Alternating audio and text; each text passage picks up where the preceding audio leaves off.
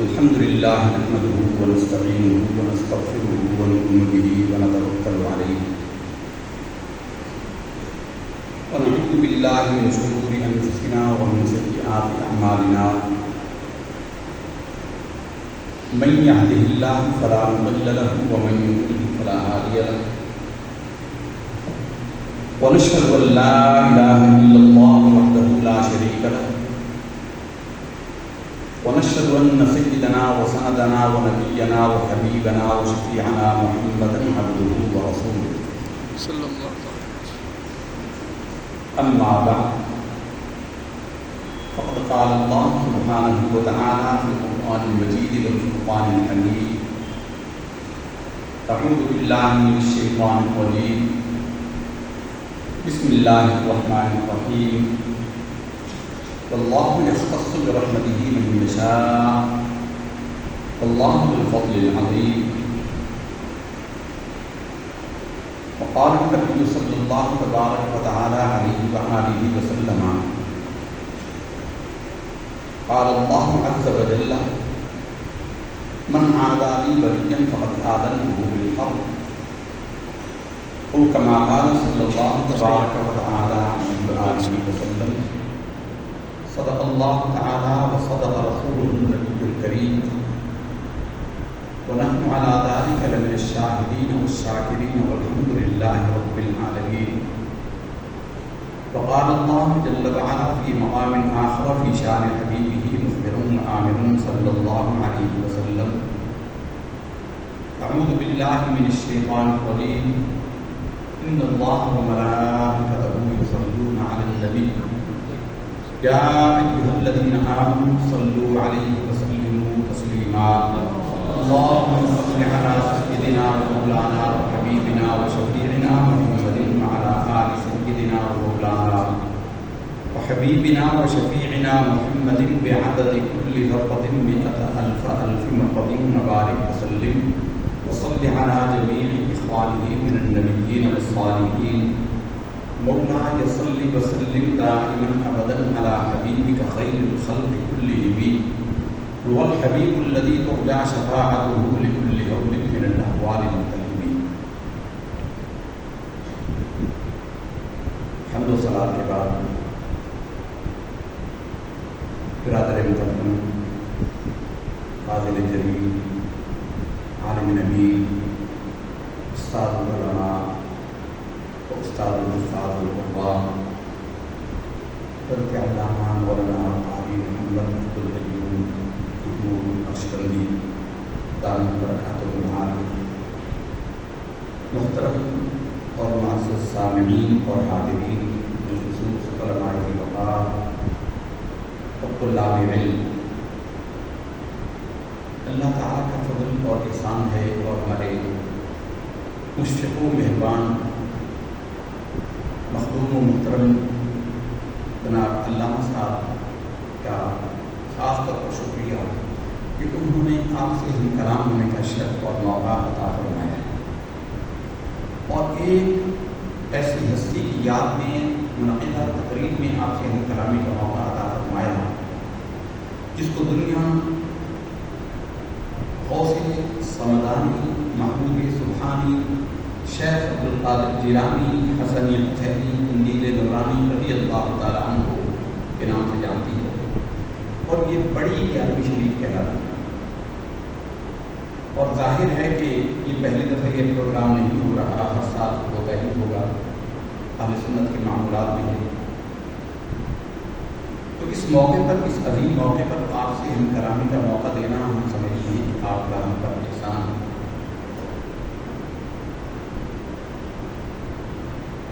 برادران گرامی،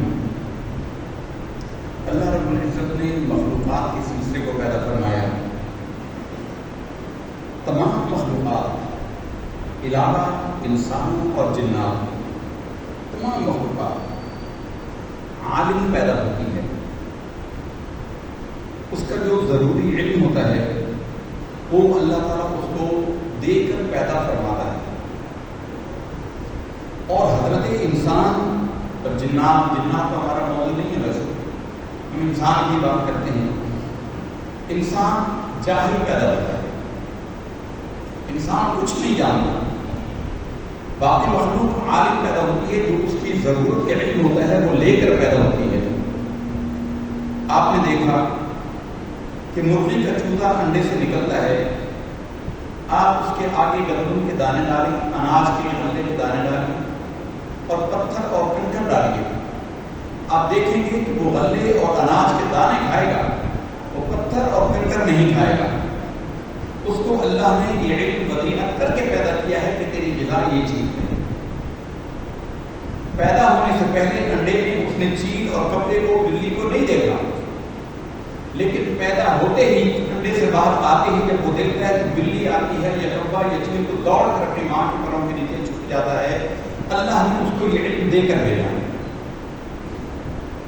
یوں ہی گھاس کھانے والے جانور بھوک سے مر جائیں، آپ ان کو 1 مہینہ بھوکا رکھ دیں، روزانہ ان کے آگے آپ گوشت کا ڈھیر لگا دیں، وہ بھوکے مر جائیں گے لیکن گوشت نہیں کھائیں گے۔ اور گوشت خور جانور آپ ان کو مہینہ بھوکا رکھ لیں اور ان کے آگے روزانہ گھاس ڈالتے رہیں، وہ گھاس نہیں کھائیں گے، وہ گوشت ہی کھائیں گے۔ اللہ نے ان کو یہ علم ودیعت کیا۔ حضرت انسان ایک ایسی چیز ہے، انسان ایک ایسا جاندار، ایسی مخلوق ہے جو جاہل پیدا ہوتا ہے۔ اللہ اس کو اکتساب علم کے ذریعے دیتا ہے اور وہ ماحول پرووائڈ کرتا ہے، وہ ماحول مہیا کرتا ہے جس سے انسان کچھ سیکھتا ہے۔ قرآن مجید فرقان حمید میں رب کریم نے ارشاد فرمایا ہے کہ واللہ اخرجکم من بطون امہاتکم لا تعلمون شیئا وجعل لکم السمع والابصار والافئدۃ لعلکم تشکرون۔ اللہ نے تمہیں ماں کے پیٹوں سے اس حال میں پیدا فرمایا کہ تم کچھ نہیں جانتے تھے، لا تعلمون شیئا، کچھ نہیں جانتے تھے، اور پھر اس نے تمہیں سماعت عطا کی، بصارت عطا کی اور تمہیں سمجھ اور فہم عطا فرمایا، شاید تم اللہ کا شکر کرنے والے بن جاؤ۔ یہ 3 ذرائع اللہ نے بیان فرمائے ہیں اکتساب علم کے حصول کے لیے۔ ان السمع والبصر والفؤاد کل ذلک عنہ مسئولا، کل ذلک کان عنہ مسئولا۔ یہ 3 چیزیں ایسی ہیں، ان السمع والبصر والفؤاد، یہ سماعت، یہ سننے کی طاقت، یہ دیکھنے کی طاقت اور یہ سمجھنے کی طاقت، یہ قوت، یہ 3 چیزیں جب اکٹھی ہوتی ہیں تو انسان کو علم حاصل ہوتا ہے۔ آپ دیکھتے ہیں کہ سماعت بھی ٹھیک ہے اور آنکھیں بھی ٹھیک ہیں، لیکن دماغ نہیں ہے، عقل نہیں ہے، تو اس کا دیکھنا اور سننا بیکار ہے، وہ پاگل ہوتا ہے، مرفوع القلم ہوتا ہے، شریعت کے احکامات ان پر جاری نہیں ہوتے، وہ سمجھ نہیں سکتا۔ یوں ہی اس کی زبان موجود ہے، کان موجود نہیں ہے، تو وہ گنگا بھی ہوتا ہے، بہرا جب ہے نا وہ تو لازماً گنگا بھی ہوگا۔ جو جس کو ہم کہتے ہیں نا گنگا بہرا، وہ اصل میں گنگے نہیں ہوتے، آپ ان کو سنیں ان کے منہ سے آوازیں نکلتی ہیں، لا یعنی قسم کی آوازیں آپ نکالتے رہتے ہیں، آواز نکلتی ہے، الفاظ نہیں نکلتے۔ گنگا ہوتا ہے وہ اصلاً بہرا ہوتا ہے۔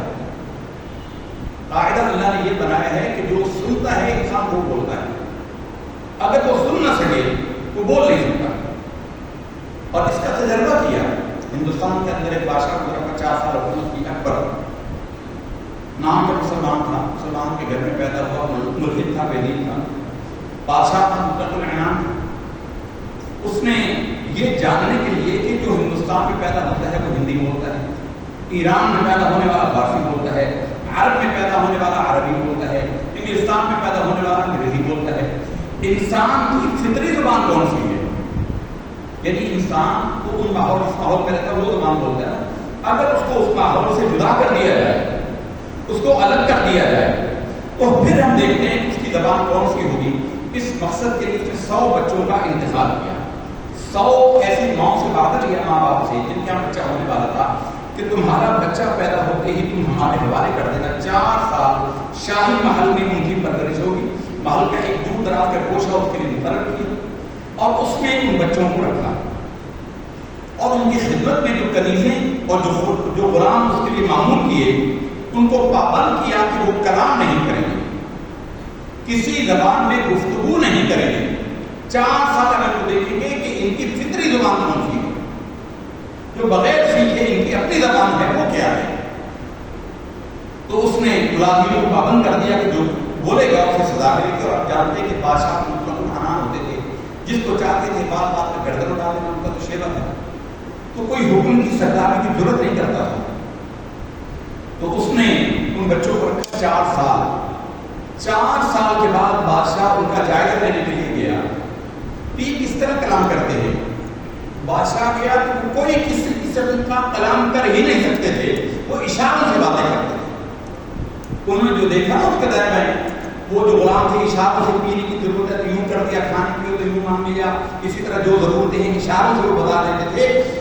ایسے ہی وہ بچے اشاروں سے بول رہے تھے, آوازیں تھیں لیکن بول نہیں سکتے تھے. اور پھر جب ان کے ماں باپ کے حوالے ان کو کیا گیا تو 6 مہینے کے اندر وہ اپنی زبان بولنے لگے. تو انسان اپنے ماحول سے سیکھتا ہے. اگر اس کے اندر عقل ہو تو وہ اپنے ماحول سے سیکھتا ہے. یہ کچھ عرصہ پہلے کی بات ہے, 2-4-6 سال پہلے کی بات ہے کہ ایک جہاز کرش ہوا تھا افریقہ کے جنگلات میں. کریش ہو گیا, جہاز تباہ ہو گیا, سواریاں ساری مر گئی. ایک عورت کا ایک بچہ بچ گیا. بھیڑیوں کے اندر اس نے پرورش پائی. بھیڑیوں کے اندر چھوٹا بچہ تھا. بھیڑیوں کو اللہ نے اس کے دل میں رحم ڈال دیا. اللہ بڑا بے نیاز ہے, اس کے دل میں جو چاہے رحم ڈال دے. بھیڑیوں کا یہ پریس میں رپورٹڈ خبر ہے, یہ سنی سنائی کہاوت نہیں ہے. بچے کی فوٹو بھی آئی ہے. بھیڑیوں کے اندر, جانوروں کے اندر اس کی پرورش ہوئی. اور کتنے سالوں کے بعد انسان وہاں پہنچے اور انہوں نے بھیڑیوں کے اندر شکاری ہے جو ریسرچ پر جاتے ہیں, وہ جب گئے انہوں نے دیکھا کہ جانوروں کے اندر, بھیڑیوں کے اندر ایک انسان کا بچہ بھی ہے, لیکن وہ ویسے ہی چل رہا ہے جیسے بھیڑیے چلتے ہیں. وہ 2 پیروں پر نہیں چل سکتا تھا, وہ 4 ہاتھوں پیروں پر چلتا تھا جیسے بھیڑیے چلتے تھے. تو 2 نہیں تھی اس کی, لیکن چلتا ویسے تھا اور بول نہیں سکتا تھا. ویسے ہی خوفیاتا تھا جیسے بھیڑ کی آوازیں نکالتے ہیں. باہر اس کو پھر وہ پکڑ کر لے آئے اور پھر اس کی ریسرچ کی پتہ چلا جو فلسطین میں کوئی جہاز کریش ہوا تھا کہ اس کا بچہ ایک سواری کا بچہ تھا جس کی لاش نہیں ملی تھی. اچھا یہ وہ بچہ ہے. تو یہ ساری باتیں اس کرنے کا مطلب یہ ہے کہ انسان ماحول سے سیکھتا ہے, اپنے سراؤنڈنگ سے سیکھتا ہے. ہم کتنے خوش نصیب ہیں, اس علاقے میں اللہ نے ایسا عظیم الشان مدرسہ قائم کیا, ایسا دینی ماحول جہاں وہ دین کو جانتے ہیں. خوشا مسجد و مدرسہ و خانقاہ ہے, خوشا مسجد و مدرسہ و خانقاہ ہے کہ درب بغت کی لقال محمد صلی اللہ علیہ وسلم. اور اللہ نے محترم قاری صاحب جیسی ہستی آپ کو عطا فرمائی. کچھ لوگ ایسے ہوتے ہیں جو بڑے باکمال ہوتے ہیں, لیکن ان کا ایک کمال اتنا غالب آ جاتا ہے کہ دوسرے کمال اس پہ چھپ جاتے ہیں. ہمارے پاکستان کی 2 ہستیاں ہمیں اس وقت ذہن میں سامنے آ رہی ہیں. حضور غزالی زمان, راضی دوران, بہتی العصر, شاہ احمد سعید کاوی رحمۃ اللہ تعالیٰ علیہ ملتان والے ہمارے اساتذہ ہیں, ہمارے والد کے بھی استاد ہیں, ہمارے بھائیوں کے بھی استاد ہیں. وہ جتنے بڑے عالم تھے اتنے ہی بڑے پیر تھے, اتنے ہی بڑے پیر تھے. لوگوں میں ان کے پیر ہونے کی شہرت کم ہے, ان کے عالم ہونے کی شہرت زیادہ ہے. زیادہ لوگ ان کو عالم کے حیثیت سے جانتے ہیں, حالانکہ وہ طریقت کے بھی ایسے ہی بڑے عالم تھے جیسے شریعت کے عالم. یوں ہی اعلیٰ حضرت پیر سیدنا مہر علی شاہ گولوی رحمۃ اللہ تعالیٰ علیہ, یہ جتنے بڑے پیر تھے اتنے ہی بڑے عالم تھے, لیکن لوگ ان کو پیر کے نام سے جانتے ہیں. لوگ نہیں جانتے کہ وہ عالم بھی پائے گئے. بہت بڑی ہستی تھے. ہمارے محبوب محترم قاری محمد عبدالقیوم صاحب, یہ قاری تو ہیں ہی ہیں, یہ عالم باعمل بھی ہیں. لوگ ان کو قاری صاحب کے نام سے جانتے ہیں. یہ عالم ہے باقاعدہ. اور ہمارے مشترکہ دوست ڈاکٹر محمد سور حسن صاحب گوہاٹی, آپ مجھے متعارف ہوں گے, وہ فرما رہے تھے کہ قاری صاحب کی ایک ایسی کوالٹی تھی کہ یہ اپنے اساتذہ کا اتنا ادب و احترام کرتے تھے, اور ابھی بھی مدرسے کے اندر اپنے شاگردوں میں اساتذہ کے ادب پر کوئی کمپرومائز نہیں کرتے. اور سچی بات یہ ہے کہ ادب ہی وہ کوالٹی ہے جو انسان کو بامعروج تک پہنچا دی. امام اہل سنت مجدد دین و ملت امام الشاہ احمد رضا خان قادری رحمۃ اللہ تعالی علیہ فرماتے ہیں کہ علم بھی ہونا چاہیے اور ادب بھی ہونا چاہیے، لیکن اس میں تناسب یہ ہو کہ علم تو نمک کی مقدار میں ہو اور ادب آٹے کی مقدار میں ہو۔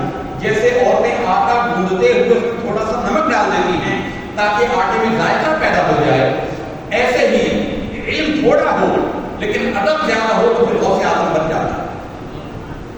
لیکن اگر علم بڑھ جائے ادب پیچھے رہ جائے پھر انسان گمراہ ہو جاتا ہے۔ شیطان جیسا بڑا کوئی عالم نہیں تھا، معلم الملکوت تھا، بے ادب تھا، ہلاک ہو گیا۔ غوث اعظم رضی اللہ تعالیٰ عنہ جن کی یاد میں یہ محفل پاک منعقد کی گئی، اللہ نے ان کو اولیاء کا سردار بنایا ادب کی وجہ سے۔ ادب کی وجہ سے اللہ نے اولیاء اللہ کا سردار بنایا۔ ادب وہ چیز ہے، ادب پہلا قرینہ ہے محبت کے قرینوں میں۔ دین کے اندر ادب کی بڑی اہمیت ہے۔ ادب دین کے اندر ایسے ہے جیسے جسم میں روح، جیسے جسم ہے، کوئی شخص مر جائے اس کا جنازہ پڑا ہوتا ہے، پورا جسم ہوتا ہے، سالم ہوتا ہے، ہاتھ پیر آنکھیں سر پیر ہر شے موجود ہے، ماں باپ بہن بھائی سب رو رہے ہیں، ہمارا بھائی چلا گیا، ہمارا بھائی چلا گیا۔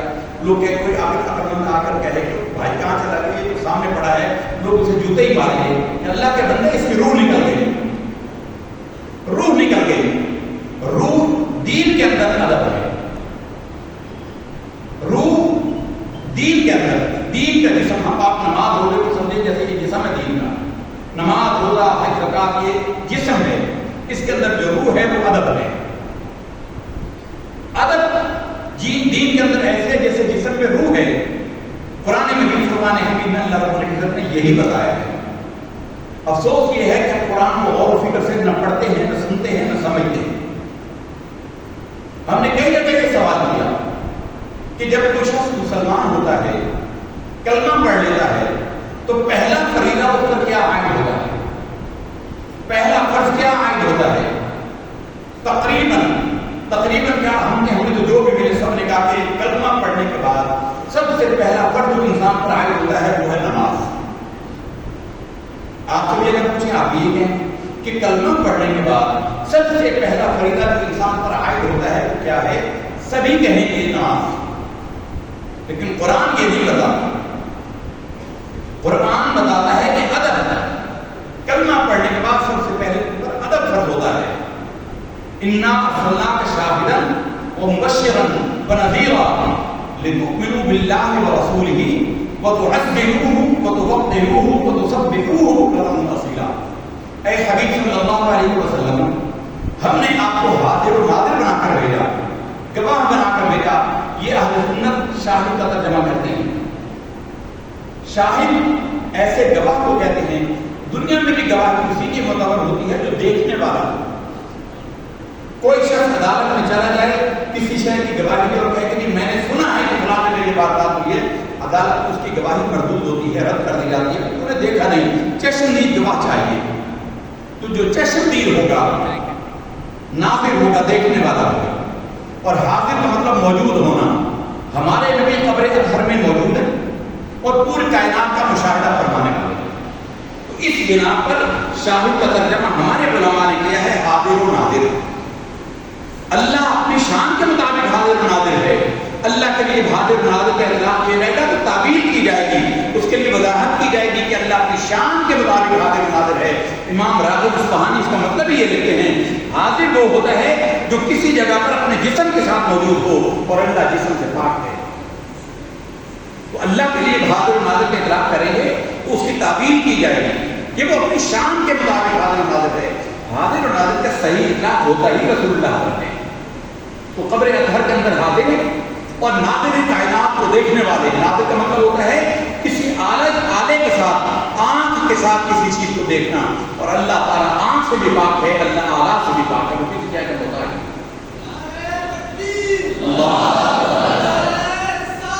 یا رسول اللہ علیہ وسلم،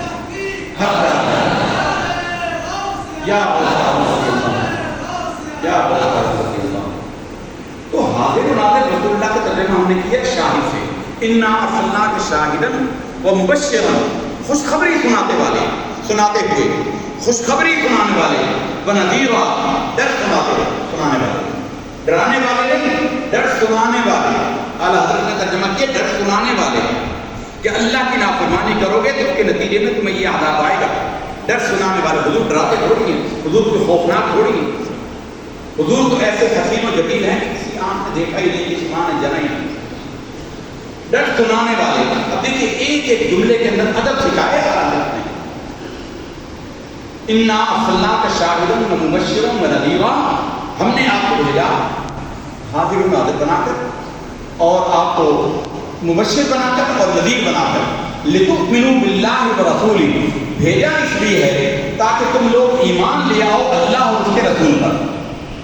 ایمان لانے کے بعد پہلا فریضہ اللہ نے جو بیان فرمایا ہے وَتُعَزِّرُوهُ وَتُوَقِّرُوهُ، ان کی تعظیم کرو، ان کی توقیر کرو، وَتُسَبِّحُوهُ بُكْرَةً وَأَصِيلًا، پھر صبح و شام عبادتیں کرو رکھو، پھر نمازیں پڑھو، پہلے میرے حبیب کا ادب کرو۔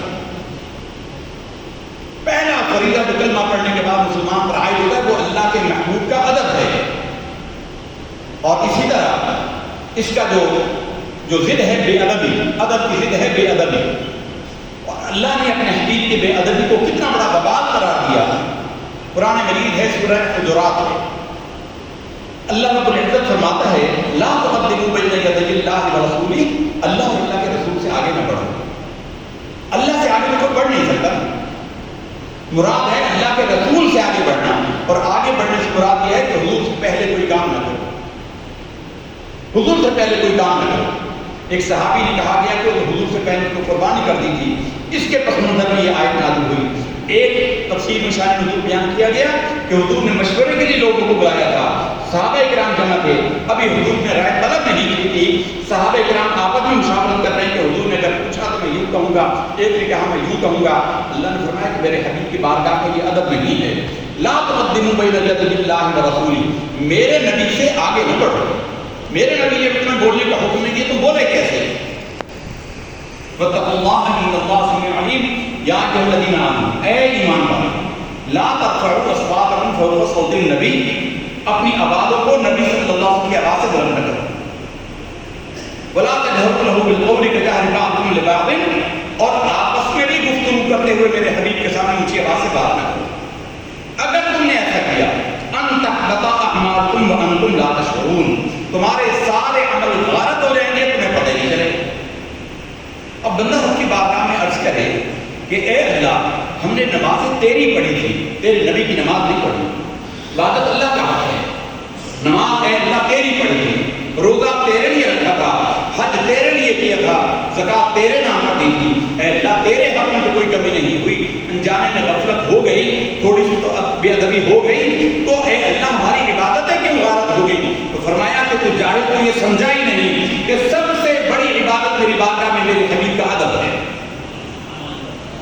ادب پہلا قرینہ ہے محبت کے قرینہ۔ تو انسان کو ادب سکھایا ہے۔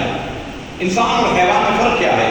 حیوان کہیں پیشاب گوبر پڑا ہوتا ہے، وہیں چارہ ڈال کو کھانا شروع کر دے، انسان اس کے تصور سے گر کھاتا ہے۔ تو حیوان جو عالم پیدا ہوا اور انسان جو جاہل پیدا ہوا، اس کو اللہ نے ایک حساب علم کے حاصل کرنے کے ذریعے عطا فرمائے، اس کو پھر کھلا چھوڑ دیا، لیکن رہنمائی کے لیے اپنے نبی اور رسول بھیجے، اور رسول اللہ صلی اللہ علیہ وسلم نے کامل تربیت کی۔ حضور نبی کریم صلی اللہ علیہ وسلم نے فرمایا ہے کہ تم میں سے ہر شخص المرء علی دین خلیلہ، ہر شخص اپنے دوست کے دین پر ہوتا ہے، یعنی دین سے مراد طریقہ، صحبت صالح کو صالح کنا، صحبت طالب کو طالب کنا، نیکوں کی صحبت تجھے نیک کر دے گی۔ انسان ماحول کا اثر لیتا ہے۔ ہمارے ایک استاد کے بزرگ ہو گئے، بوڑھے ہو گئے، ضعیف ہو گئے، ملتان میں، تو ان کی ریش مبارک، بال کو وہ چھوٹے چھوٹے رکھتے تھے، ان کی ریش مبارک سفید ہو گئی تھی، تو ان میں کافی بیمار ہو گئے تو نہا نہیں سکے کچھ عرصہ، مہینہ ڈیڑھ، تو اس سے ان کی داڑھی میں جو جوئیں پڑی نا، وہ جوئیں سفید رنگ کی تھی، سفید جوئیں۔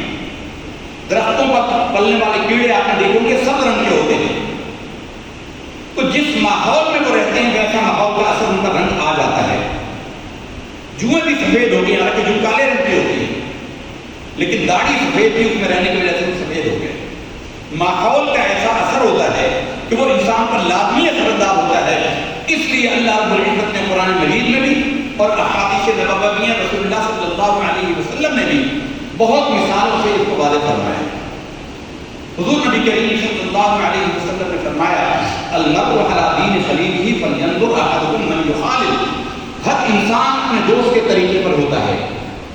علماء کی صحبت میں رہنے والا بالآخر اس کو علم کا شوق آ ہی جاتا ہے, اچھی باتیں سنتا ہے, صالحین کی صحبت میں رہے گا, اچھی باتیں سنے گا, وقت آئے گا تو وہ اس کو وضو کروا کر نماز پر بھی کھڑا کر دے گا, اور شرابیوں میں, بدکاروں میں, گناہ گاروں کے محفل میں, بازاروں میں, دکانوں میں بٹھا دے. سارا دن ہم نے کئی بوڑھوں کو دیکھا, ساری زندگی اسی ماحول میں وہ رہے, اب بوڑھے ہو گئے, کسی کام کے نہیں, لیکن ان کا گھر میں دل نہیں لگتا, بازار میں رہتے ہیں, عورتوں کو آتے جاتے دیکھتے ہیں, ان کا دل خوش ہوتا رہتا ہے, اب اسی حالت میں مر جاتے ہیں. اس لیے صالحین کی صحبت کے اختیار کرنے کا حکم دیا گیا ہے. المرء علی دین خلیلہ فلینظر احدکم من یخالل. انسان اپنے دین کے دوست کے دین پر ہوتا ہے, بس تمہیں ہر انسان کو چاہیے کہ غور کرے کہ کس کے ساتھ وہ بیٹھ کر ہوتا ہے. خلت, اور فرمایا کہ صحبت صالح ترا صالح کنت, اچھوں کی سنگت مجھے اچھا کر دے گی.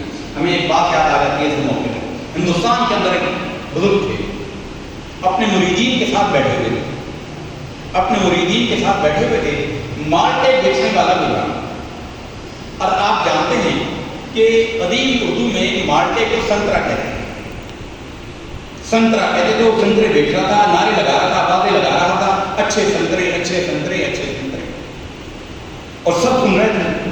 تو جناب وہ جو بزرگ تھے وہ وجد میں آ گئے, وہ جھومنے لگے, وہ آوازیں لگا کر چلا بھی گیا, اور ان کو حال چڑھ گیا, یہ اچھے سنترے کہے جا رہے ہیں. جب یہ اپنی حالت پر آئے ہوئے تو مریدین میں سے کسی نے کہا کہ وہ تو سنترے بیچ رہا تھا, اس کا تو یہ کہنا ہمیں سمجھ میں آتا ہے کہ اچھے سنترے, آپ کو کیا ہو گیا, آپ اس پہ کیا کون سی بات کو دیکھ کر اتنا یاد کر رہے ہیں, تکرار کر رہے ہیں. فرمایا کہ تم نے کیا سنا, وہ سنترے بیچ رہا تھا اور وہ کہہ رہا تھا اچھے سنترے.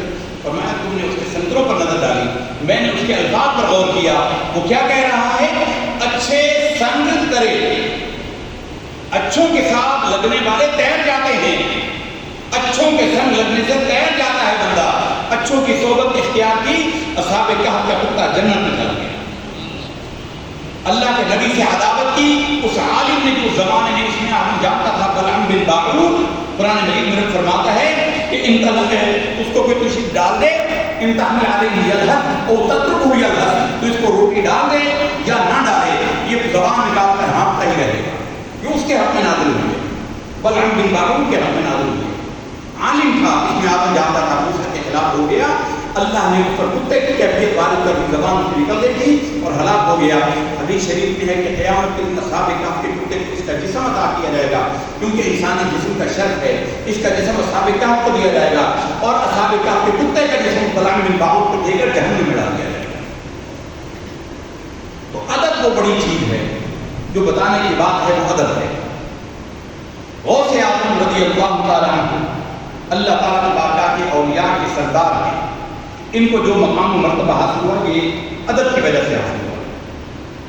چھوٹے سے ہیں, بچپن میں ہی والد صاحب کا انتقال ہو گیا. جو قرآن مجید کے ہم نے آپ کے سامنے آئی پڑھی, اس کی پہلے تھوڑی سی وضاحت کر دیں. ارشاد ہوا ہے کہ یحب اللہ یختص برحمتہ من یشاء, اللہ جس کو چاہتا ہے اپنے بندوں سے خاص کر لیتا ہے. واللہ ذو الفضل العظیم, اللہ بڑے فضل والا ہے, بڑے فضل کا مالک ہے. اب کیا فضل کسے کہتے ہیں, فضل کسے کہتے ہیں, کوئی شخص کوئی عمل کرے, اس کے بدلے میں جو اسے اجر دیا جائے یا ثواب دیا جائے تو اس کے بدلے میں ہوتا ہے. مثلا نماز میں اتنا ثواب ہے, اب نماز پڑھنے میں اتنا ثواب ہوگا, اب اللہ وہ ثواب دے گا, اللہ نے وعدہ فرمایا.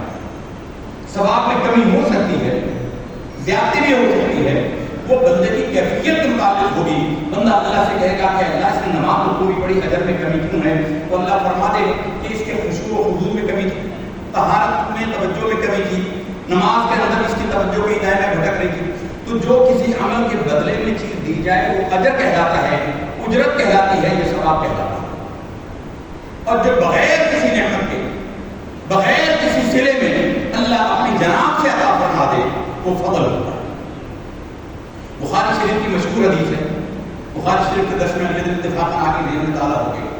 حضور نبی کریم صلی اللہ علیہ وسلم نے ارشاد فرمایا کہ ہماری اور سابقہ امتوں کی مثال ایسے ہے، حضور نے فرمایا کہ جیسے ایک شخص نے ایک مزدور رکھا اور اسے کہا کہ ظہر تک کام کر تمہیں 1 دینار ملے گا۔ ظہر کی نماز تک، سب سے بڑا وقفہ ظہر کی نماز تک کا ہوتا ہے۔ اس نے 2 سے پہلے کام چھوڑ کے کہا کہ مجھے حاجت نہیں ہے، اس کو کچھ نہیں ملا، وہ چھوڑ کے چلا گیا۔ دوسرا مزدور آیا، اللہ نے کہا 1 دینار ملے گا، عصر تک کام کر لے۔ اس نے عصر تک 1 دینار میں کام کیا۔ پھر ایک مزدور آیا، اسے عصر اور مغرب کے درمیان کے لیے مزدوری کی گئی۔ فرمایا یہ جو 3 مزدور ہیں اور جس نے عصر سے مغرب تک کام کیا اس کو 2 دینار دیے گئے، اس کو 2 دینار دیے گئے۔ تو فرمایا کہ جو پہلا مزدور تھا جس نے کام مکمل کیے بغیر وہ چھوڑ دیا تھا، فرمایا وہ یہودی، وہ مزدور یہودی ہیں، انہوں نے اللہ کے پیغام کو نہ سمجھا، نہ سمجھایا، نہ پڑھا، نہ پڑھایا، بھاگ گئے۔ اور دوسرے عیسائی ہیں جنہوں نے عصر تک کام کیا، 1 دینار دیا، اور جنہوں نے عصر سے مغرب تک کام کیا، وہ اے میری امت وہ تم ہو کہ تم نے کام تھوڑے ٹائم کیا، اللہ تمہیں 2 گنا اجر عطا فرما دے۔ اللہ یا رسول اللہ یا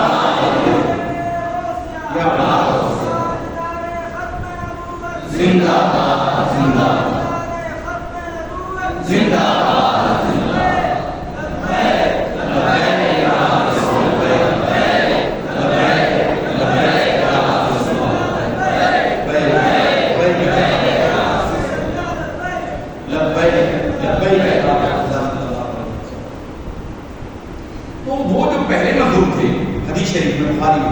وہ کہیں گے کہ اے اللہ ہم نے زیادہ دیر کام کیا، ایک تو کچھ ملا ہی نہیں، ہمیں 1 دینار ملا، اور یہ تیرے نبی کی جو امت ہے تھوڑی دیر کام کرنے والا مزدور، اس کو تم نے 2 دینار دیے۔ اللہ فرماتا ہے، ان سے فرمائے گا کہ تمہیں جو میں نے تم سے اجرت طے کی تھی، کیا میں نے تمہارے حق میں کوئی کمی کی ہے؟ تو کہیں گے نہیں، ہمارے ساتھ تو طے یہ نہیں ہوتا۔ تو اللہ فرماتا ہے کہ پھر یہ میرا فضل ہے، جس کو میں جتنا چاہوں دے دوں گی۔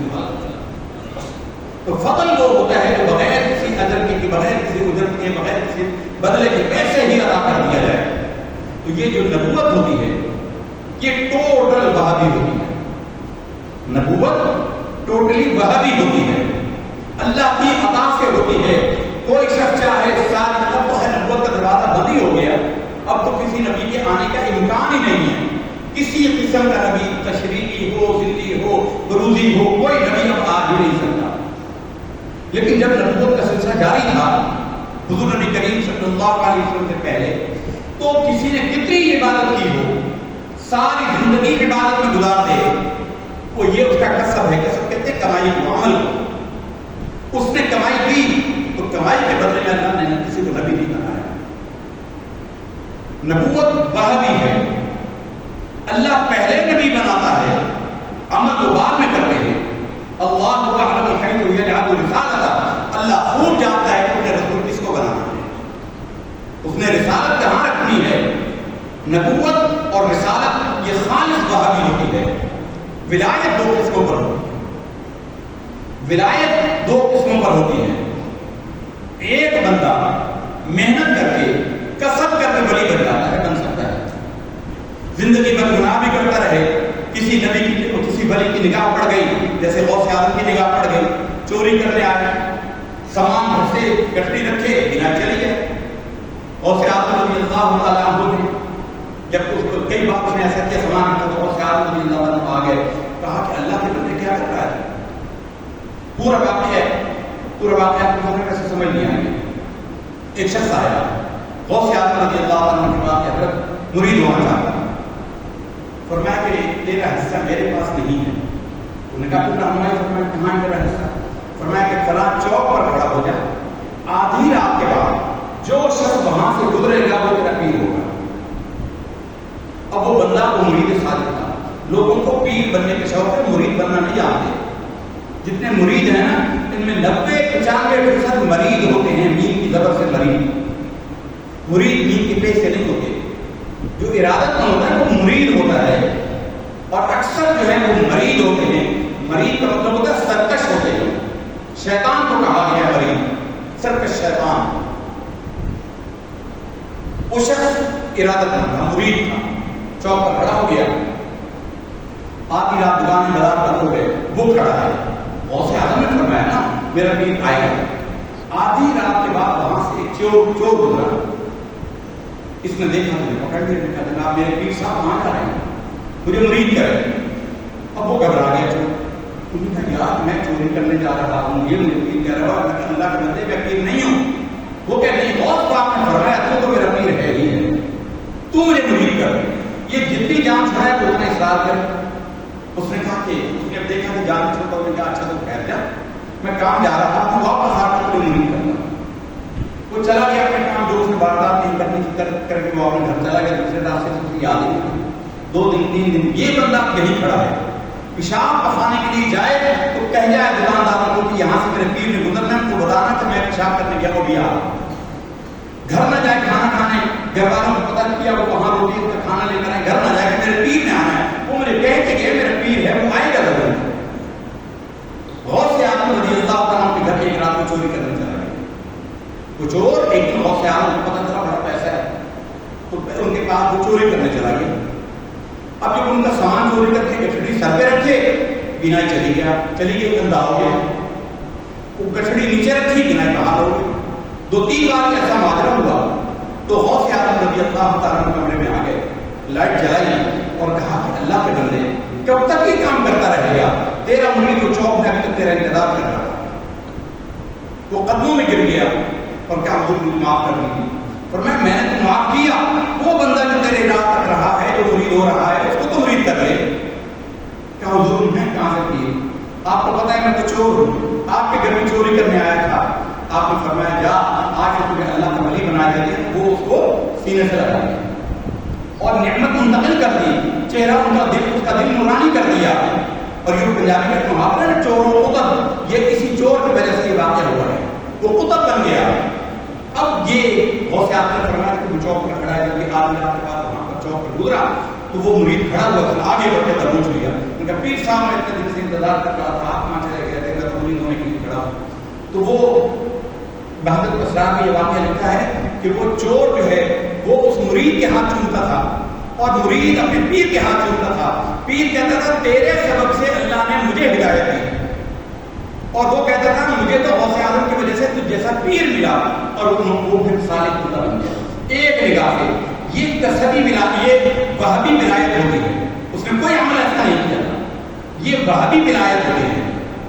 اور کچھ وہ لوگ جو عبادت کرتے رہتے ہیں، عبادت کرتے ہیں، نافرمانیوں سے بچتے ہیں، کبائر سے مجتنب رہتے ہیں، فرائض پر استقامت اور مداومت کرتے ہیں، اللہ ان کو بھی ولی بنا دیتا ہے. یہ کسبی ہوتی ہے. یعنی یہ 2 ولایتوں کی 2 قسمیں ہیں، ایک وہابی اور ایک کسبی.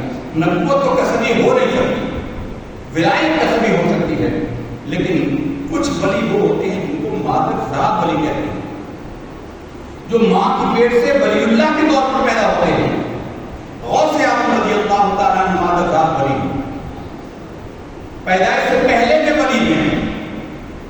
ہندوستان کے اندر گزرے خواجہ باقی بلّہ رحمۃ اللہ تعالیٰ علیہ، سلسلہ عالیہ نقشبندیہ کے شیخ امام ربانی مجدد الفسانی رضی اللہ تعالیٰ عنہ کے شیخ حضرت خواجہ باقی بلّہ، ان کا بھی یہی معاملہ ہے. محدثین کی جماعت میں امام بخاری اور امام ترمذی، چونکہ طلباء بھی بیٹھے، طالب علم بھی بیٹھے، محدثین کی جماعت میں یہ 2 امام ایسے گزرے ہیں، امام بخاری اور امام ترمذی، جو دونوں ایک دوسرے کے استاد بھی ہیں اور دونوں ایک دوسرے کے شاگرد بھی ہیں.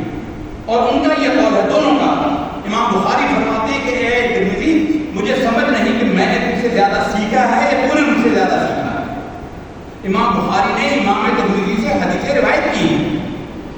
صوفیاء میں خواجہ باقی بلّہ رحمۃ اللہ تعالیٰ علیہ اور امام ربانی مجدد الفسانی رحمۃ اللہ تعالیٰ علیہ فرماتے ہیں کہ میں نے تجھ سے بیٹے مجھے پتہ نہیں چلتا کہ میں نے تجھ سے زیادہ فائدہ حاصل کیا یا تم نے مجھ سے زیادہ فائدہ حاصل کیا.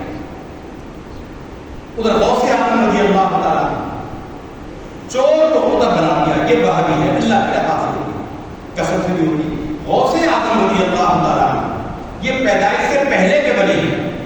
اماں نے ایک ڈانٹ دیا، کیا اماں ہمارا احسان بھول گئی؟ صاحب بہادر الاسرار لکھتے ہیں کہ اماں نے ڈانٹا، کیا اماں ہماری بات ہمارا احسان چھوٹا سا بچہ، تو نے ان پر کیا احسان کیا؟ کہا اماں یاد ہے ایک دن دروازے پر ڈاکو فقیر کے روپ میں آیا، دروازے پر ڈاکو فقیر کے روپ میں آیا اور اس نے اکیلی عورت آ کے گھر پر حملے کا ارادہ کیا تھا، 2 شیر نکلے تھے جو اس کی طرف لپکے اور دوڑ کر بھاگ گیا تھا۔ اماں وہ شیر کس نے بھیجے تھے؟ وہ ہم ہی نے تو بھیجے تھے، وہ ہم ہی نے تو بھیجے تھے، پیدائش سے پہلے کا بات ہے۔ پھر جب یہ 10-11 سال کے ہو گئے تو والدہ سے اصرار کرنے لگے کہ اے اماں میں حصول علم کے لیے، علم ہمارے سلطان باؤ رحمۃ اللہ تعالیٰ علیہ فرماتے ہیں ڈگری جو ہے لیکن علم کے بغیر ممکن نہیں، علم کا درجہ عمل پر فوقیت رکھتا ہے۔ فَعْلَمْ أَنَّهُ لَا إِلَٰهَ إِلَّا اللَّهُ، پہلے علم کو بیان کیا ہے۔ امام بخاری نے یہ عنوان باندھا کہ عمل پر علم کی فضیلت ہے۔ العمل بلا علم کالحمار فی طاعونۃ، وہ عمل جو بغیر علم کے کیا جائے ایسے جیسے گدھا چکی پیس رہا ہو، ساری زندگی آٹا پیستا رہے گا لیکن اسے آٹے میں سے حصہ نہیں ملے گا۔ العمل بلا علم کالحمار فی طاعونۃ، جو چکی میں باندھا ہوا گدھا ہے کیسا رہے گا جو بغیر علم کے۔ تو امام بخاری نے عنوان باندھا کہ عمل پر علم کی فضیلت ہے کہ اللہ نے پہلے علم کا بیان کیا، فَاعْلَمْ أَنَّهُ لَا إِلَٰهَ إِلَّا اللَّهُ، علم حاصل کر لے، جان لے کہ اللہ کے سوا کوئی معبود نہیں، علم کی فضیلت ہے۔ تو غوث اعظم رضی اللہ تعالیٰ عنہ نے اماں سے کہا اماں میرا دل کرتا ہے بغداد مرکز علم ہے، بغداد مرکز علم ہے، اماں میرا دل کرتا ہے کہ میں علم حاصل کرنے کے لیے بغداد جاؤں۔ اماں نے کہا ٹھیک ہے بیٹا جا۔ بچپن میں والد کا سایہ سے چھوڑ گیا تھا تو اماں نے اجازت دے دی اور پردیش میں جا رہے تھے، وقت میں گیلان کے رہنے والے تھے۔ اچھا ہمارے پرانے زمانے میں جب ہم چھوٹے تھے بچے تھے تو سکولوں میں مضامین میں یہ پڑھائی جاتی تھی، ہمیں آج ایک نظر کو 2-3 شعر یاد ہے۔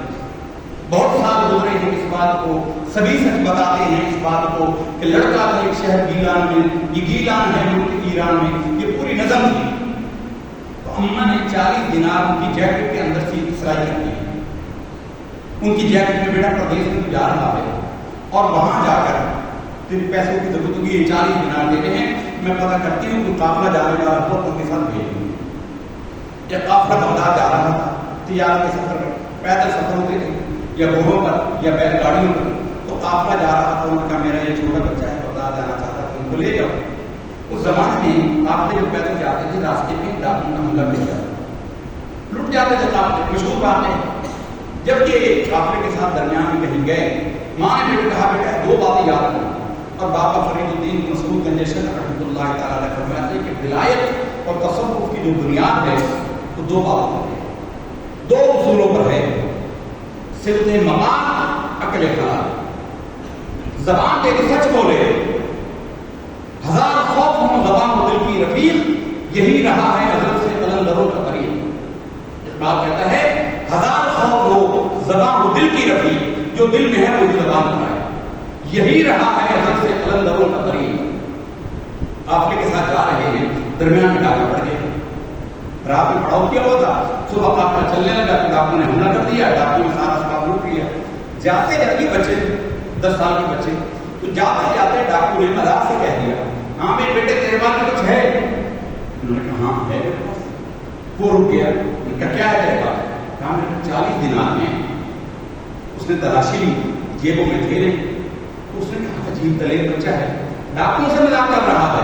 اس نے اس کو پکڑا، گھوڑے پر بٹھایا پھر سردار کے پاس لے گئے اور کہا کہ دیکھو سردار یہ مال ہے، یہ اسباب اور یہ بچوں نے بچے کو کیوں لے آیا؟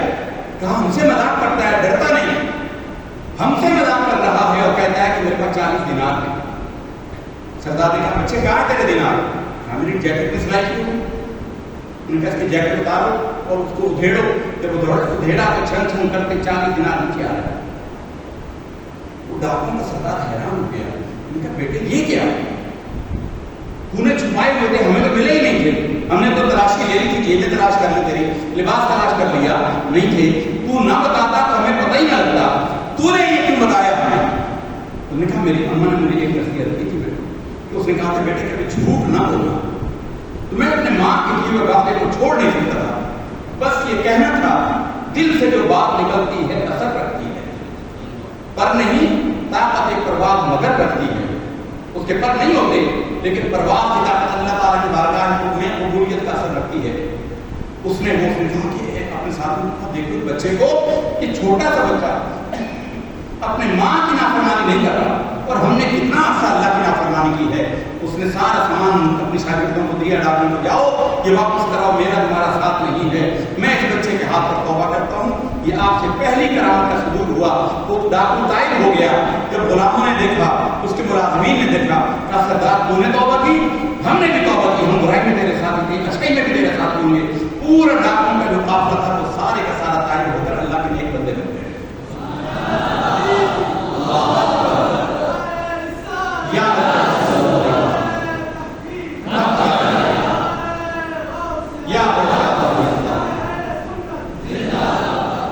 وہاں سے ہم چلے بغداد گئے. اب بغداد کے طالب علم کے لیے بڑی ضروری بات ہے. آج کل ہر کوئی پیر بننے کا بڑا شوق کرتا ہے، علم کے بغیر کچھ نہیں. سلطان باہو رحمۃ اللہ تعالی فرماتے ہیں علم و بات کرے فقیری، علم و بات کرے فقیری، کافر مرے دیوانہ. جو علم کے بغیر فقیری کا دعویٰ کرے وہ نادان کافر ہو کر مرتا ہے، وہ حلال حرام نہیں جانتا. امام مالک رحمۃ اللہ تعالی، دیکھیے ہمارے علماء اور دوسرے علماء میں عالم وہ بھی ہیں جو لوگوں کی گردنیں کاٹتے ہیں، جو مسجدوں میں بم مارتے ہیں، وہ بھی عالم دین کے ہی ہیں. امام مالک رحمۃ اللہ تعالی نے اس کا فیصلہ فرمایا، موطا میں حدیث لائے، اپنا قول لائے. امام مالک رحمۃ اللہ تعالی، مالک بن انس اصبحی فرماتے ہیں کہ من یتفقہ ولم یتصوف فقط تفسق. جس نے فقہ کا علم حاصل کیا، شریعت کا علم حاصل کیا اور تصوف کو نہ سیکھا، وہ فاسق ہو گیا. ومن یتصوف ولم یتفقہ فقط تزندق. جس نے صوفی ہونے کا دعویٰ کیا، تصوف کا دعویٰ علم حاصل نہیں کیا، وہ زندیق و بدبخت ہو گیا. ومن جمع بینہما فقد تحقق. جس نے ان دونوں کو جمع کر دیا وہ حقیقت پر پہنچا. ہمارے علماء وہ ہیں جو صوفیاء سے وابستہ ہیں، جن کے اندر تصوف کا رنگ ہے، علم ہے، اس کے بعد ان پر عمل ادا کیا ہے، ان کا باطن روشن ہے. بخاری کی حدیث ہے، سیدنا ابو ہریرہ رضی اللہ عنہ فرماتے ہیں حفظت من رسول اللہ صلی اللہ علیہ وسلم وعاءین. میں نے رسول اللہ سے علم کے 2 برتن حاصل کیے. ایک تو یہ ہے کہ میں تمہارے سامنے بیان کرتا ہوں، وَأَمَّا الْآخَرُ، اور جو دوسرا ہے لو بسطتہ لقطع هذا العلوم، اگر وہ دوسرا میں برتن کھول دوں تو میرے یہ گردن کاٹ لی جائے. محدثین کہتے ہیں کہ اس سے مراد ہے کہ آنے والے زمانوں کے فتنوں کا باب ہے، یزید کے فتنے کا ذکر ہے. اور صوفیاء کہتے ہیں کہ اس سے مراد ہے کہ انسان کے باطن میں اور قیامت تک کے جو احوال سرکار نے ان کو بتایا ہے. حضور نبی کریم صلی اللہ علیہ وسلم نے فرمایا کہ ہر حرف کا ایک ظاہر ہے اور ایک باطن ہے. اللہ کے رسول استاد ہوں، عمر فاروق شاگرد ہوں، 10 سال میں سورہ بقرہ سیکھی ہے، 10 سال میں. حالانکہ عرب تھے تو پڑھنا 10 سال میں نہیں سیکھا تھا، اس کے اثرات سیکھے تھے، اس کے رموز سیکھے تھے. تو مدینہ طیبہ میں کھڑے ہوئے ہیں اور نہاون کے میدان میں گئے ہوئے لشکر کو رہنمائی کر رہے ہیں. یا ساریت الجبل، یا ساریت الجبل، یا ساریت الجبل. یہ ہے وہ پڑھا سورہ بقرہ کا ظاہر اور باطن اسرار اور رموز کا سارے علم حاصل کیے.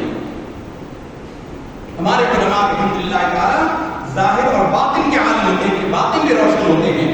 امام مالک رضی اللہ تعالیٰ عنہ زبان میں ومن جمع بینہما فقد تحقق. جس نے ان دونوں کو، ظاہر اور باطن کو دونوں کو جمع کیا وہ حقیقت پر پہنچایا. جس نے شریعت کا علم بھی حاصل کیا، جس نے طریقت کا علم بھی حاصل کیا. لوگ شریعت اور طریقت کو الگ الگ چیزاں بنائے ہوئے. امام اہل سنت امام اشرف احمد اللہ رحمۃ اللہ تعالی نے 3 لفظوں کی وضاحت کر دی، 3 جملوں میں. پوچھا کہ شریعت، طریقت اور حقیقت کیا ہے؟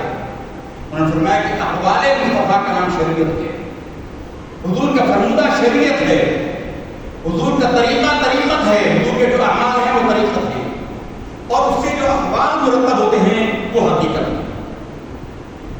اور حدیث احسان بڑی لمبی حدیث ہے، ہمارا وقت زیادہ ہو جائے گا.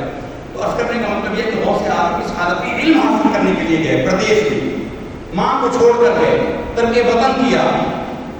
امام ابو یوسف رحمۃ اللہ تعالی علیہ فرماتے ہیں العلم عز، العلم عز لا ذلت. علم سراسر عزت ہی ہے، اس میں کوئی ذلت نہیں. لیکن یحصل بذل لا عزت، لیکن حاصل یہ ذلت سے ہی ہوتا ہے. استاد کی ڈانٹ بھی سننا پڑتی ہے، مار بھی سننا پڑتی ہے، مشقت بھی برداشت کرنا پڑتی ہے. یہ حاصل اس سے ہوتا ہے کہ اس میں اپنی عزت تلاش کرے کہ استاد پڑھاتے ہوئے میری عزت کرے. میں فلاں پیر کا بیٹا ہوں، فلاں مولوی کا بیٹا ہوں. ہمارے استاد بنیادی رحمۃ اللہ تعالی استاد الاساتذہ امام المناطق مولانا عطا بنیادی رحمۃ اللہ تعالی، ان کے بعد جو بزرگوں کے صوفیاء کے بڑے بڑے ائمہ کے بیٹے جو پڑھتے تھے نا صاحبزادگان، وہ جو صاحبزادے ہوتے تھے ان کو وہ کہتے تھے یہ حرامزادے. اس صاحبزادوں کو حرامزادے کہتے ہیں. یحصل بذل، یہ دین کا علم حاصل ذلت سے ہی ہوتا ہے. لا عزت فی، اس میں علم حاصل کرتے ہوئے تم چاہو کہ ہم چودھری صاحب ہیں، ہمارے استاد ہماری عزت کریں، ہمارا احساس کریں، ان علم کبھی حاصل نہیں کرو. اے جماعت الطلباء اس بات کو یاد رکھیے، علم حاصل کرنے میں عزت تلاش نہ کرنا. علم حاصل کرو گے پھر ایسی عزت ہوگی، منسٹر بھی آئے گا تو تمہیں مولوی صاحب کہے گا، حافظ صاحب کہے گا، قاری صاحب کہے گا. گورنر آ جائے گا تو تمہیں مولوی صاحب کہے گا. علم کے بعد کوئی ذلت نہیں. العلم عز لا ذلت. علم سراسر عزت ہے، اس میں کوئی ذلت نہیں، لیکن حاصل مشقت سے ہوتا ہے. بذل بھی کہا گیا، بذل بھی کہا گیا. ذلت سے حاصل ہوتا ہے، مشقت سے حاصل ہوتا ہے. امام غوث اعظم رضی اللہ تعالیٰ عنہ برداشت نہیں پہنچے. وہاں فرماتے ہیں کہ 40 دینار کتنے دن چل رہے تھے، جتنے دن بھی چلے، مہینہ 2 4 6 مہینے چل گئے، ختم ہو گئے. اس کے بعد فرماتے ہیں کہ ہمارے پاس کھانے کو نہیں ہوتا تھا. مدارس ایسے ہی ہوتے تھے. اب تو ماشاءاللہ شہر میں بچے پڑھتے ہیں، مدرسوں کی تلاش کرتے ہیں کہ کہاں بھنا ہوا کھانا مرغ ملتے ہیں، بروسٹ ملتے ہیں، کہاں بریانیاں ملتی ہیں. کئی بچوں کے والدین پہلے مدرسے کی جانچ کرتے ہیں کہ یہاں کھانے کو کیا ملتا ہے. تو زمانے میں غوث اعظم نے کس طرح پڑھا ہے، فرماتے ہیں کہ بغداد کے مدرسہ میں میں داخل ہوا اور کھانے کے لیے ہم طالب علم کا ایک گروپ تھا. وہ سبزی منڈی یہاں لگتی تھی بغداد کی، شہر سے باہر. ہم وہاں چلے جاتے تھے پڑھائی کے بعد.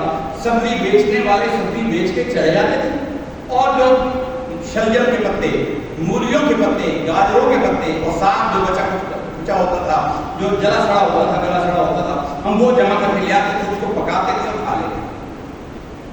فرماتے ہیں ایک دن ایسا ہوا کہ میں لیٹ ہو گیا، میرے ساتھی وہ چننے چلے گئے. میں گیا کہ میرے ساتھی وہ پتے چن رہے تھے. فرماتے کہ میری مربت آڑے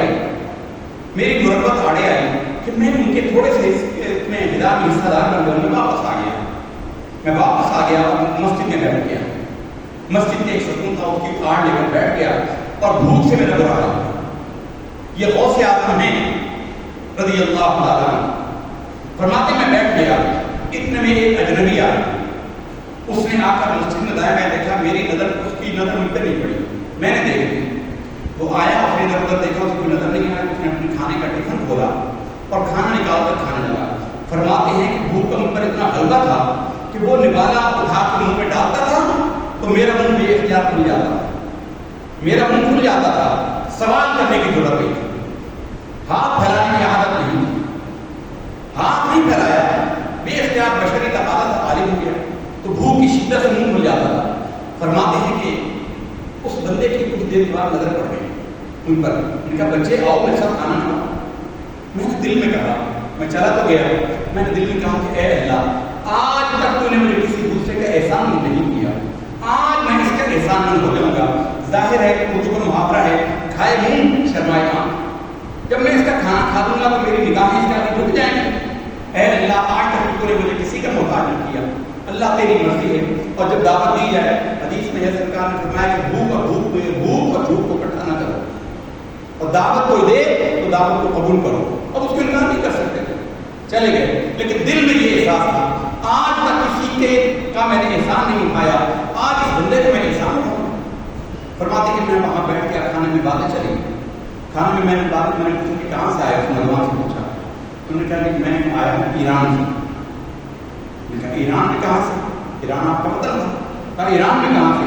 کہا ایران کے شہر گیلان، وہاں سے آیا. گیلان آپ کا شہر. آپ نے بستی کا نام پوچھا. اس نے بستی کا نام بتایا، وہی نام تھا جو غوث اعظم کی بستی کا نام تھا. ہم نے پوچھا کہ کس محلے میں؟ محلہ میں وہی. انہوں نے کہا کہ کس کام آئے تھے اور کیا کرنے آئے تھے، کس کام آئے تھے؟ انہوں نے کہا کہ تجارت کے لیے آیا تھا. ہمارے محلے کے ایک بچہ عبد القادر، وہ بغداد میں علم حاصل کرنے کے لیے آیا. وہ جب آیا تھا اس کے اماں نے کچھ پیسے دیے تھے, بڑا گزر گیا. اس کی اماں نے کچھ پیسے دیے تھے کہ میرے بیٹے کو تلاش کرنا, تجھے مل جائے تو یہ پیسے اس کو دے دینا. میں نے اس بچے کو بڑا تلاش کیا, مجھے میرا سامان جو تھا بک گیا, میرے پیسے سارے ختم ہو گئے. اس بچے کی جو امانت تھی میرے پاس, آج میں نے ان پیسوں سے کھانا خریدا ہے اور یہ میں کھا رہا ہوں اور تجھے بھی کھلا رہا ہوں. اور سے آپ فرماتے ہیں کہ میں نے کھانا چھوڑا اور اللہ کے حضور سجدے میں پڑ گیا اور کہا کہ اے اللہ تیرا احسان ہے کہ آج بھی تو نے مجھے اس کا احسان نہیں کیا, میرے رزق میں سے اس کو کھلایا. اور سے آپ رضی اللہ تعالیٰ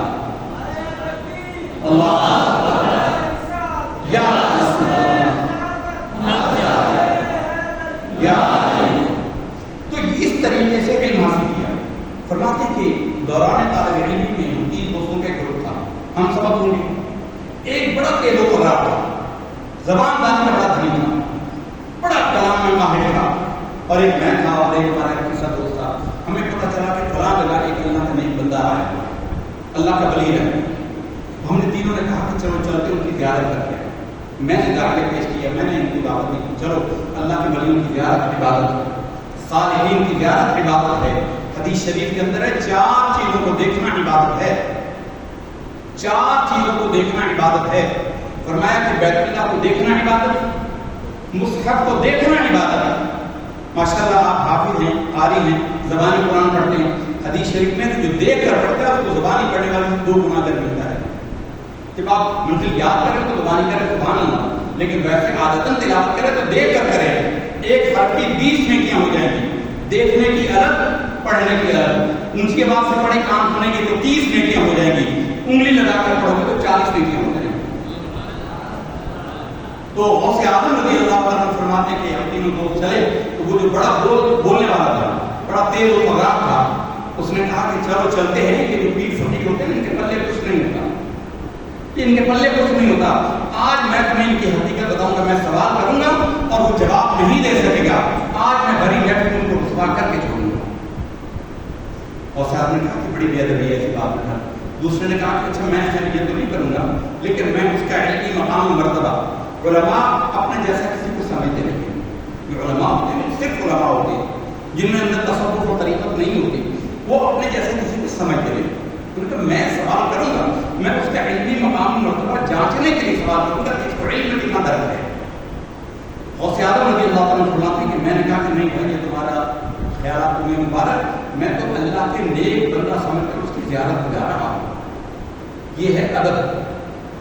فرماتے جب ہم تینوں اس کے سامنے گئے نا تو اس بزرگ نے ان کو دیکھا, جو پہلا جس نے کہا تھا میں اس کو رسوا کروں گا, تو جیسے ہی بیٹھے انہوں نے کہا اچھا تو مجھے رسوا کرنے آیا ہے, تو اس لیے آیا ہے کہ تو آج سوال کرے گا, میں جواب نہیں دے سکوں گا تو مجھے رسوا کرے گا. ہمارا سوال یہ ہے, تیرا سوال ہاتھا جواب, یہ میرا جواب ہے. اس کو جواب دیا اور کہا کہ دیکھ تیری بے ادبی نے تجھے محروم کر دیا, میں تجھے بتاتا ہوں کہ تم مرتد ہو کر ہلاک ہوگا, تم مرتد ہو کر ہلاک ہوگا. بے ادبی محبوبانی ککھ نہ چھوڑے گھر دا, او بےایمان کمینہ پاپی کافر ہو مرتا. بے ادبی انسان کو ذلیل و رسوا کر دیتی ہے. تو دوسرے کو کہا ہاں بھائی تو میرا علم جانچنے آیا ہے, تو نے ایسا درجہ ایسا دعویٰ تو خیر نہیں کیا مجھے رسوا کرنے, لیکن تو میرا مقام جانچنے آیا ہے.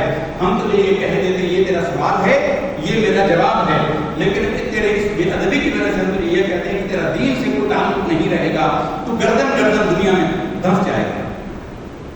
اور فرمایا مجھے دیکھ کر مسکرائے اور کہا کہ بیٹے تو ہماری زیارت کو آیا نا, جا ہم تجھے اولیاء اللہ کا امام بناتے ہیں. سبحان اللہ, سبحان اللہ. ادب کا قرینہ, ادب انسان کو یہاں پہنچاتا ہے. فرماتے کہ پھر ہمیں تجسس ہوا, سب مجھے تجسس ہوا کہ اس بزرگ نے جو بات کی اس کا نتیجہ کیا نکلتا ہے, انتظار میں رہے. وہ جو بڑا بولنے والا تھا وہ عالم بن گیا, مفتی بن گیا, مفسر بن گیا, محدث بن گیا, متکلم بن گیا, بڑا کلام کرنے والا. اس کی رسائی دربار میں ہو گئی. عباسی خلفاء کا دور تھا, دربار میں وہ سفیر مقرر ہو گیا. غیر ملکوں سے جو سفارت آتی تھی ان سے یہ مذاکرات کیا کرتا تھا, ان کی زبان میں باتیں کرتا تھا. اور ایک مرتبہ ایسا ہوا کہ روم کے دربار میں بادشاہ کو سفارت بھیجنے کی حاجت ہوئی, اسی کو سفیر مقرر کیا اور اس کو بھیجا کہ جا روم کے دربار میں بادشاہ کی معاملات طے کر. اب یہ گیا غوث اعظم فرماتے ہیں تجسس میں تھے کہ یہ عروج تک پہنچ گیا اور شیخ بزرگ نے کہا تھا کہ یہ مرتد ہو کر مرے گا. ہمیں انتظار تھا. یہ سفارت پر گیا روم میں. روم کے بادشاہ کے دربار میں جب اس نے کلام کیا, بادشاہ اس کی قابلیت سے اتنا متاثر ہوا وہ مبہوت ہو گیا. اس کا منہ کھلے کا کھلا رہ گیا. تو اس نے جب دیکھا کہ بادشاہ آرام ہو گیا, عیسائیوں کے بادشاہ پردہ کرتے نہیں, اس کی جو بیٹی تھی وہ اس کے ساتھ کرسی کے پاس کھڑی تھی اور حسن و جمال میں یہ کرا. اس نے مولوی نے دیکھا, اس نے کہا کہ میں بادشاہ اگر آپ سے خوش ہیں تو مجھے اپنی فرزندی میں لے لے, مجھے اپنا داماد بنا لے. بادشاہ نے کہا کہ ہم تو غیر عیسائیوں میں اپنی بیٹی نہیں دیتے, غیر عیسائیوں میں شادی نہیں کرتے. انہوں نے کہا کہ میں عیسائیوں نے تو تیار, آپ مجھ سے شادی کر دیں. اور یہ عیسائی ہو گیا اس لڑکی کے چکر میں, اور عیسائیت کی حالت میں ارتداد میں مرتد ہو کر ہلاک ہو گیا. اور وہ جو دوسرا تھا غوث اعظم فرماتے ہیں کہ وہ عالم تو پورا بن گیا, لیکن پھر کاروبار دنیا میں ایسا وقت ہوا, دنیا کے کاروبار میں وہ بزرگ نے کہا تھا کہ گردن دنیا میں بڑھ جائے گا. وہ کاروبار میں پیسے گننے سے فرصت نہیں ملتی تھی اور دین سے وہ بالکل لاطاقت ہو گیا اور فرمایا کہ میرا حال لوگوں تمہارے سامنے ہے. غوث اعظم رضی اللہ تعالیٰ عنہ فارغ التحصیل ہوئے. جب فارغ ہو گئے غوث اعظم فرماتے ہیں کہ مجھے دوست اصرار کرتے تھے کہ لوگوں میں گمراہی بڑی پھیل گئی ہے, تو تم یہاں دین کی اشاعت کرو, تقریریں کرو, بحث کرو, نصیحتیں کرو. میں عربی شخص ہوں. عرب اپنے آپ کو عرب کہتے ہیں, اور عرب کا لفظی معنی ہے بولنے والا, بولنے والا. اور عرب اپنے ماسوا دنیا کو عجمی کہتے ہیں, گنگا کہتے ہیں. یہ ایران کے رہنے والے ویسے تو عربی اصل تھے, حسنی حسینی سید ہیں, لیکن پیدائش چونکہ ایران میں ہوئی, وہیں پلے پڑے, تو زبان عجمی کو کہنے لگے. لوگ کہتے تھے کہ میں عربیوں میں بغداد عرب کا شہر تھا, تو میں ان عربیوں کے سامنے زبان کیسے کھولوں. فرماتے ہیں کہ ایک دن میں رات کو سویا تو سرکار دو عالم صلی اللہ علیہ وسلم اور مولا علی شیر خدا رضی اللہ تعالیٰ عنہ کی زیارت کی. مولا علی شیر خدا رضی اللہ تعالیٰ عنہ نے سرکار دو عالم صلی اللہ علیہ وسلم کی بارگاہ میں عرض کیا کہ یا رسول اللہ, یہ ہمارا بیٹا اس نے یہ عالم بن گیا, لیکن لوگوں کو دین کی تبلیغ نہیں کرتا, وعظ و نصیحت نہیں کرتا, آپ اس کو فرمائیں. تو سرکار فرماتے کہ سرکار نے مجھے کہا کہ اے بیٹے تو کیوں نہیں کرتا وعظ و نصیحت, پند و نصائح کیوں نہیں کرتا. عرض کیا یا رسول اللہ صلی اللہ علیہ وسلم فدا ابی و امی, میں ایک عجمی ہوں, یہ عرب ہے, میں ان کے سامنے کیسے کلام کر سکتا ہوں, میری تو زبان اتنی فصیح نہیں ہے. تو آپ نے فرمایا کہ منہ کھولو. غوث اعظم نے منہ کھولا, دہن مبارک کھولا. فرماتے کہ سرکار نے 7 مرتبہ اپنا لعاب دہن مجھے عطا فرمایا, 7 مرتبہ لعاب دہن مبارک مجھے عطا فرمایا. اور حضور نے پھر مولا علی کو کہا کہ علی تم بھی اپنے بیٹے کو لعاب دو. مولا علی نے 6 مرتبہ میرے منہ میں لعاب پھینکا, 6 مرتبہ لعاب مبارک منتقل کیا مولا علی نے. میں نے کہا بابا رسول اللہ نے 7 دفعہ دیا ہے, اب بھی 7 دفعہ دے. کہا کہ بیٹے یہ فرق تجھے یہی تو سکھانا ہے کہ کہیں تیرے ذہن میں یہ نہ آئے کہ علی اپنے آپ کو رسول اللہ کے برابر سمجھتا. حضور کے ادب کی وجہ سے ایک درجہ کم رہا. تو ادب جو ہے وہ اپنے اظہار کے قرینے خود بخود لیتا. فرماتے کہ پھر اس کے بعد ایسا ہوا, پھر ایسا ہوا کہ اتنے بڑے بڑے مجموعوں سے جو ہزاروں کا مشتمل ہوتا تھا, اور یہ آپ کی کرامات ایک بڑی کرامت ہے کہ آپ بغیر لاؤڈ اسپیکر کے گفتگو فرماتے, آگے بیٹھا ہوا بندہ اتنی ہی وضاحت سے بات کو سنتا تھا کہ پیچھے آنکھ کالا سنتا. سبحان اللہ. ہزاروں مہمان. کئی مرتبہ ایسا ہوا کہ آپ کی مجلس سے بات اندر کئی لوگوں کے جنازے نکل جاتے, رو رو کر لوگوں کی ہچکی بن جاتی تھی. فرماتے کہ میرے ہاتھ پر 5000 یہودیوں اور عیسائیوں نے اسلام قبول کیا, اور 1 لاکھ لوگ جو ہے وہ گناہوں سے طائب ہوئے. سبحان اللہ. زبان میں اتنا اثر تھا, اللہ نے ایسا اثر پیدا فرمایا. ہم تو زبان کی باتیں کرتے ہیں, ہماری جو زبانیں ہیں اقبال بڑا اپدیشک ہے, من باتوں سے بول لیتا ہے. گفتار کا عادی کو یہ بنا کردار کا عادی بن. مسجد کو بنا دی شک بھر میں ایمان کی حرارت والوں نے, من اپنا پرانا آپ کی برسوں میں نمازی بن سکتا. مسجد عالی شان ہے نمازی نہیں, مسجد مرثیہ خواہ ہے کہ نمازی نہ رہے. بڑی بڑی مسجدیں ان کے مرمر لگے ہوئے, ایسی آرائشیں زمانے میں سوچ ہی نہیں جا سکتی. حضور نبی کریم صلی اللہ علیہ وسلم کے اصحاب, ان کے لیے سب سے مشقت والی نماز ظہر کی نماز ہوتی تھی. گرمی کی شدت میں سجدہ کرتے تھے, اتنی گرمی ہوتی تھی کہ یا امامہ نیچے کر لیتے تھے یا آستین کو پھیلا کر آستین کے کپڑے پر سجدہ کیا کرتے. ایسی گرمی ہوتی. آج مسجدیں ٹھنڈی ہوادار ہوتی ہیں, اے سی لگے ہوئے ہیں، پنکھے لگے ہوئے ہیں، بجلی چل جائے جنریٹر ہوتے ہیں، یہ آسائش ہے۔ اور وہ زمانہ ان لوگوں کی مشقتوں سے محنتوں سے دین ہم تک پہنچا ہے۔ تو غوث اعظم رضی اللہ تعالیٰ عنہ نے آپ نے ایسی تبلیغ اشاعت، آپ کے ساتھ عبد الرزاق رضی اللہ تعالیٰ عنہ عالم بن گئے، فاضل ہو گئے۔ جب عالم بن گئے تو ایک دن فرمایا کہ ابا جان آج میرا دل کرتا ہے کہ میں باز ہوں، آپ کی بات میں بڑا اثر ہوتا ہے، آج میں بھی۔ تو انہوں نے فرمایا کہ ٹھیک ہے آج وہ باز کرتے ہیں۔ اب وہ عالم تعالیٰ بنے تھے، انہوں نے اپنے پوری ابلاغیات، پورے علم کا زور لگا دیا، لوگوں کے کانوں پر جوں لگنے لگی، لوگوں کے کانوں پر جوں نہیں لگی۔ گھر آئے، کہا ابا جان میں نے تو ایسی ایسی مثالیں بیان کی، ایسے ایسے نادر مناقب کے سامنے بیان کیے، لوگوں پر اثر ہی نہیں ہوا۔ تو میں اچھا بیٹا کل آنا کر دیں۔ اور کل غوث اعظم رضی اللہ تعالیٰ عنہ ممبر پر بیٹھے اور ممبر پر بیٹھ کر فرمایا کہ لوگوں میرا دل انڈا کھانے کو کر رہا تھا، میں نے ام احمد سے کہا کہ انڈے کا سالن بنا دو، ام احمد نے انڈے کا سالن بنایا اور چکو میں رکھا ایک برتن ہوتا تھا جو دیہات میں رہنے والے رسی کے ساتھ لٹکا دیا کرتے تھے کہ بلی اس کو ضائع کر دے، خراب ہو جائے۔ تو بلی آئی، بلی نے جھپٹا مارا اور وہ چکو گرا اور نیچے گرا اور سارا انڈا ضائع ہو گیا۔ تو لوگوں نے دھاڑے مار مار کے روئے اور گر کر بے ہوش ہو گئے۔ اب بیٹے نے بعد میں گھر میں جا کر کہا بجا یہ تو آپ نے ایک عجیب سی بات کی اور اس پر بھی لوگ اپنے دیوانہ بات ہونے لگے۔ فرمایا بیٹا تجھے یہی بتا، رسول اللہ صلی اللہ علیہ وسلم نے فرمایا تیرا عمل اگرچہ قلیل ہو لیکن اخلاص پر مبنی ہو، تیرے دل سے جو بات نکلے گی دوسروں کے دل میں جائے گی۔ ہماری زبان سے نکلتی آپ کے کام تک جاتی، کسی نے کیا اثر ہونا ہے، ہمارے اپنے اوپر اثر نہیں ہوتا تو کسی پر کیا اثر۔ برادران گرامی، خاندان گرامی کا اوپر ہو گیا، گھنٹے سے زیادہ ہو گیا، 1 گھنٹہ ہمارا ٹائم تھا۔ اولیاء اللہ کے دامن میں اور ولی وہی ہے جس کا ظاہر اور باطن یکساں، ہزار خوف و زبان مل کے رکھی، یہی رہا ہے غزل سے قلندروں کا قریب۔ دل اور ظاہر اور باطن، جنید بغدادی رضی اللہ تعالیٰ عنہ سے پوچھا گیا کہ دنیا کا سب سے مشقت والا کام کون سا ہے؟ فرمایا کہ علم کے مطابق عمل کرنا دنیا کا سب سے مشقت والا کام ہے۔ یہ اللہ کا شکر ادا کیجیے، اللہ نے آپ کو قرآن و حدیث کا علم عطا فرمایا، ایسی درسگاہ عطا فرمائی جہاں یہ سارا علم دیا جاتا ہے، اور تصوف کے سبق بھی وقتاً فوقتاً گفتگو کے ذریعے جو آپ کے اساتذہ آپ کو سکھاتے ہیں، اس نعمت کی قدر کیجیے، یہ منزلیں نہیں ملے گی۔ مولا علی شیر رفتار رضی اللہ تعالیٰ عنہ کے 6 سنہ کا بات ختم کرتے ہیں، وہ فرماتے ہیں رضینا عصمت الجبار فینا۔ یہ ہمیں آج ہمارے حفاظ غریب ہوتے ہیں، طلباء غریب ہوتے ہیں، ایک اسکول کے 2 اسکول ہوتے ہیں، ان کے پاس زیادہ پیسہ نہیں ہوتا، زیادہ اسباب نہیں ہوتے۔ مولا علی شیر رفتار رضی اللہ عنہ کے شیر گرا سے باندھ لیجیے۔ حضور نے فرمایا کہ جس کو اللہ نے قرآن کا علم دیا اس نے دنیا کے بڑے سے بڑے انسان کو اپنے سے زیادہ عزت والا سمجھا، تو گویا اپنے قرآن کی عزت کی ہی نہیں، تمہیں قرآن کا علم اللہ دے رہا ہے۔ اور مولا علی شیر رفتار رضی اللہ عنہ کی یہ روایت سنا کے بات کو ختم کرتے ہیں، فرماتے ہیں رضینا عصمت الجبار فینا، ہم راضی ہو گئے جبار کی تقسیم کرنے پر جو اس نے ہمارے درمیان کی۔